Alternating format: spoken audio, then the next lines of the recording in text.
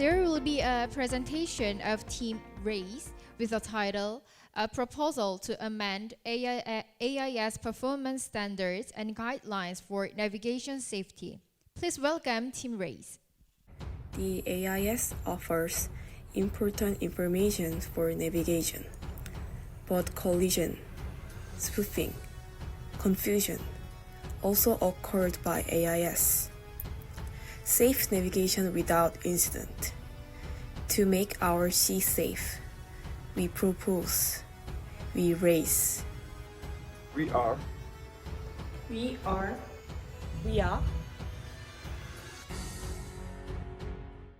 Good afternoon, ladies and gentlemen and judge. We are Team rAISe. We're going to talk about a proposal to amend AIS performance standard and guideline for navigation safety. The contents goes: first, why AIS; second, issue raising; third, solution; fourth, conclusion. As a background, we're going to tell you why we have interest in AIS. Have you ever heard about the serious spoofing accident? In July 19, 2024, the serious and happening were called by AIS spoofing. The serious ground speeds and course didn't change for unusual long period, so the collision occurred. We have focused on the problem of the AIS, which give a lot of information to navigation systems and to officers. We found out the improvements of the AIS abuse and performance standards. In addition, the cybersecurity issue like spoofing will be more serious now and forward. So we ask for the cooperation and discussion from the international community and IMO. As you can see the graph, the spoofing accident is increasing. Currently, the spoofing accident remains 200% higher than in earlier 2022, underscoring the ongoing challenges of enforcing maritime sanction against sophistication evasion tactics. So, what is AIS that these problems made it? The AIS is Automatic Identification System as a navigation equipment. Under the SOLAS Convention, Chapter 5, Regulation 19, it provides automatically navigation safety data such as the ship's name, course, speed, and position of the ship in the very high frequency. All ships up to 300 gross tons and upward engage on the international voyage, and cargo ships of 500 gross tons upwards not engage on international voyage, and passenger ships, irrespective of the size, shall be fit on AIS. It provides information of the ship to other vessels and also the shore like VTS. If such important AIS information is incorrect, it has a great impact on navigation and also cause the crucial accident. Now, we introduce you the IMO discussion, the legal committee and maritime safety committee and navigation, communication, and search and rescue committee. In the LAG 107 section, they discuss the dock fleet, which are typically turn up the AIS. In MSCC 107 section, it has included the identification to improve the security and integrity aspects of AIS as a future challenges. In the MSCC 109 sections, the NCSR committee will request to adopt a proposal of performance standard to clarify and the vessels to input the IMO number into AIS imports. As such, the maritime industry has recently started discussing standards. Additionally, it had not revised them for a long period. Now, let me explain in more detail the problems and what we are trying to suggest.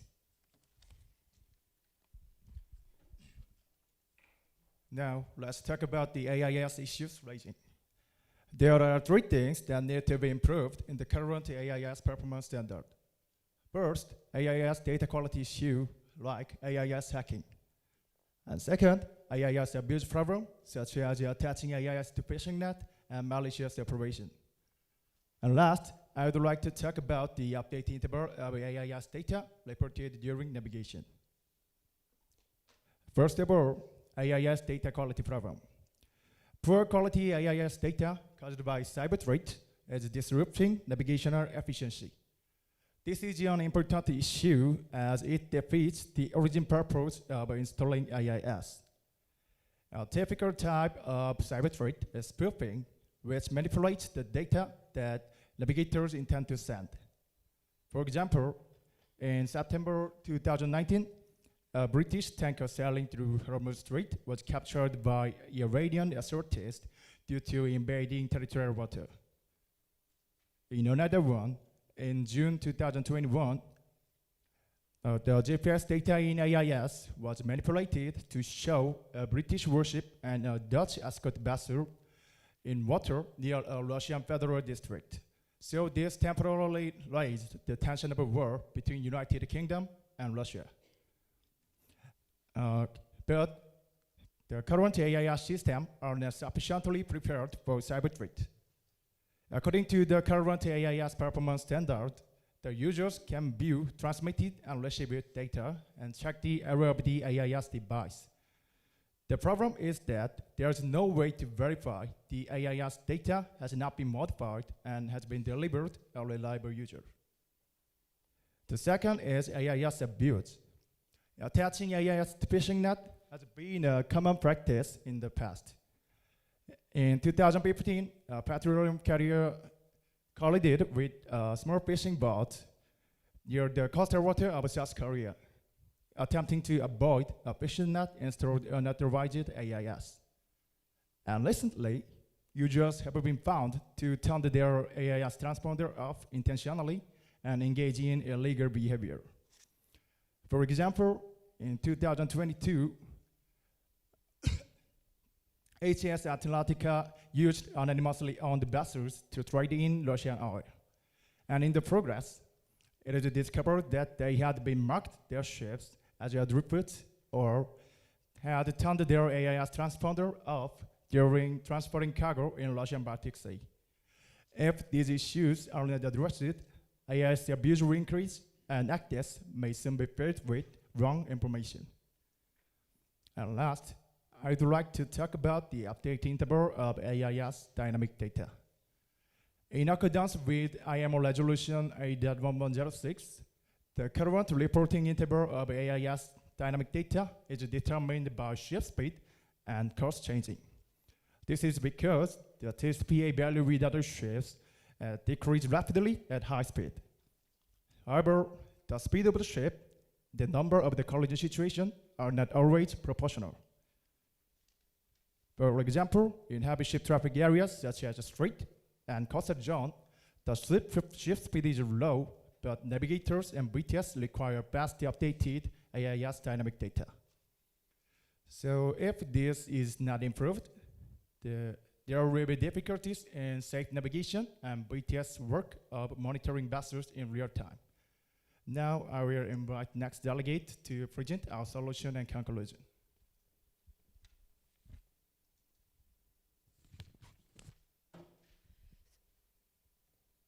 So now, we present the solutions to solve these problems. The first solution is adding security measures to solve the problem like AIS spoofing. On the AIS performance standard, we propose to add additional means to verify that data has been sent or received to an authenticated user. The AI itself also requires a function of verifying whether or not they are manipulated. The quality of data should be improved, and for this, security standards and technical cooperation are required at the international view. Second solution is we propose to add additional class C of AIS. This is to solve the problem of AI's abuse, overuse in phishing bots, and causing problem with collision avoidance.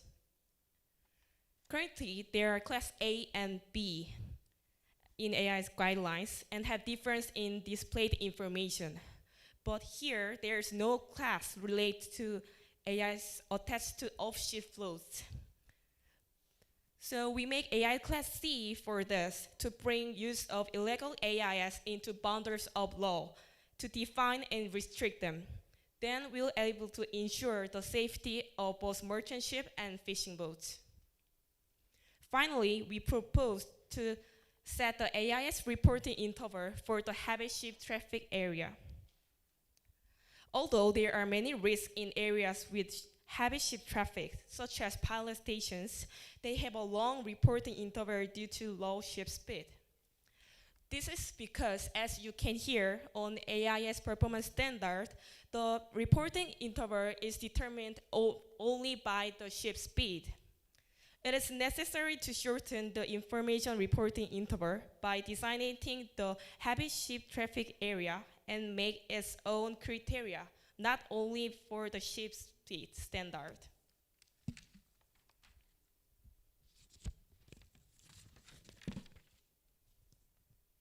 So this is our conclusion. Despite the AIS being a very important equipment for navigation safety, the continuous problems indicate the lack of interest in AIS-related rules. Through our suggestion, it is necessary to conduct a major update of AIS to reduce confusion and increase efficiency in use of AIS, and to promote safe operation. This has relation with IMO Strategic Direction 7, especially 7.50, to improve the security and integrity aspects of AIS. And this should go with IMO, MSC, especially in NCSR. So this is contribution part.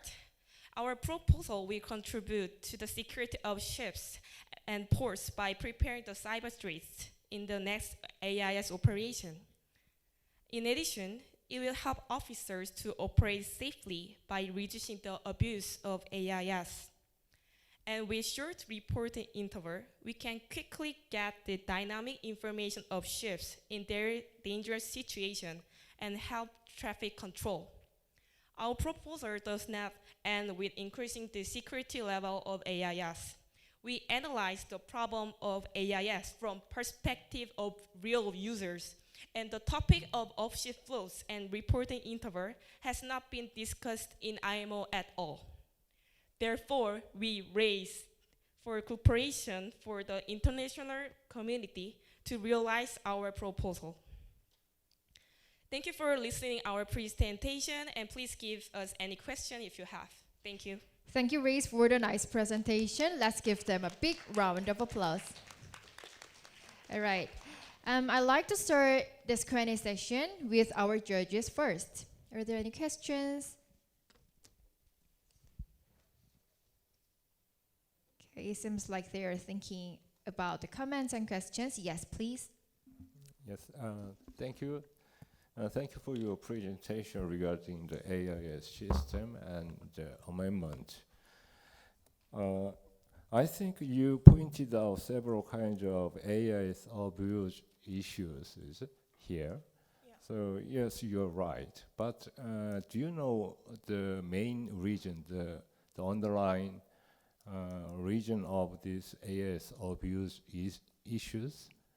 The one of the underlying issues is the time slot or the communication scheme of the AIS systems rather than the other regions.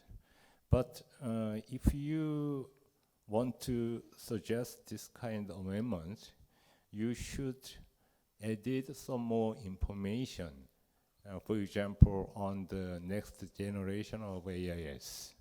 So can you explain about the next generation of AIS system regarding these methods to solve the AIS abuse issues you raised out through your presentation? Yes, thank you for your thoughtful question. Yes, we searched for IMO discussions about the AIS. And next generation, the VDES is currently now discussed in IMO. But so the reason why we present this to amend the AI's guideline is it can be the basis to make the rules about VDES.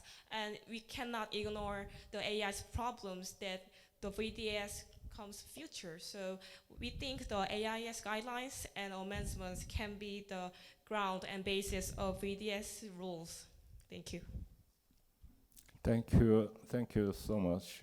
Your answer is the answer that I expected to listen to. Yeah, thank you so much. Thank you. Thank you. And any questions from judges? If not, let's move on to the floor. Do we have any questions about this topic? I'll give icebreaker first. Give a chance icebreaker first. Thank you for your presentation. I have question on page 21.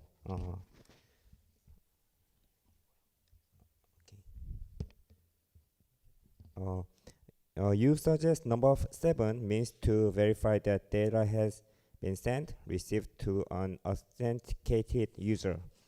I have a question about this.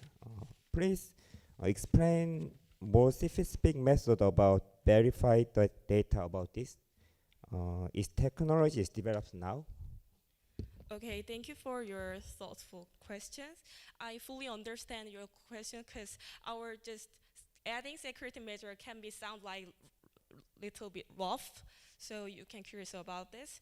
But our suggestion is we have to add security measures, and justifying specific technology is not the role of IMO, I think. So our suggestion is we raise the problem of these measures, and if IMO adopts our proposal, they can discuss about what technology we should go with and what countries should be proposed together.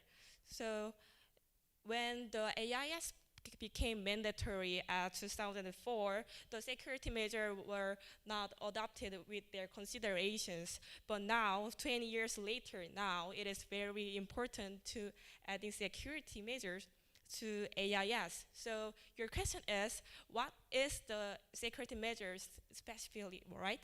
But our proposal is we have to discuss in IMO, and that is the IMO's role, we think. Thank you. Thank you. And Team Safe System ready? Yes, please. Thank you for your great presentation. I have one comment and one question. First, you said South Korea, but it has to be said Republic of Korea in official meeting. That's my comment. And next, one question. Could you the implementation of authenticated user access for AIS be achieved?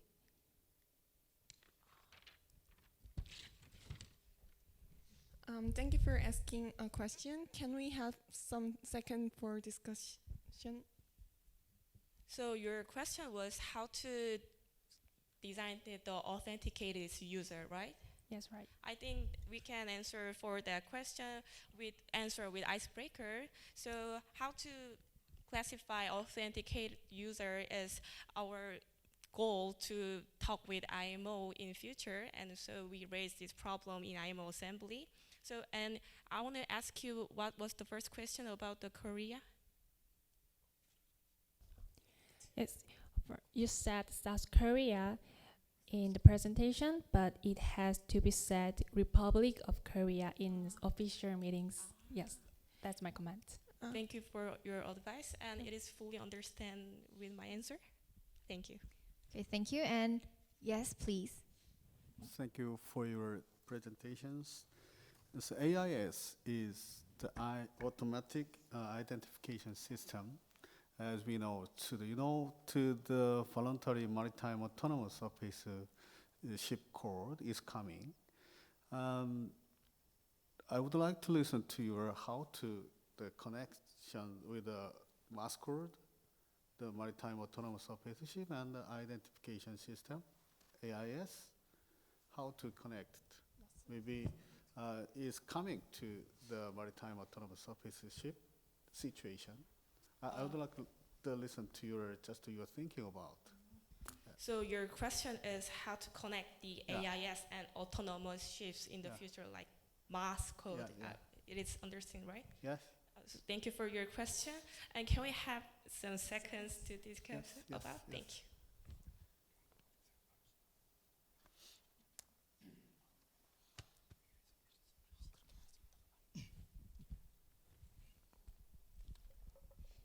Thank you for your great question.